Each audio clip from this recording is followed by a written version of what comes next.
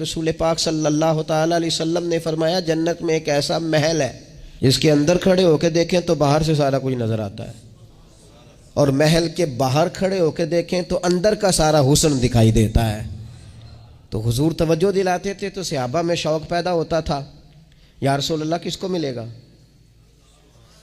ویسے ہی دنیا میں بھی بندہ کو اچھا گھر دیکھتا ہے تو کہتا ہے یار کتنا اچھا نقشہ ہے، کس خوبصورتی سے بنایا، اور جب حضور ذکر کریں اور جنت کے محل کا ذکر کریں شوق صحابہ کا توانا ہوتا تھا۔ عرض کی یا رسول اللہ صلی اللہ علیہ وسلم کس کو ملے گا؟ تو نبی پاک نے 4 باتیں بیان کی۔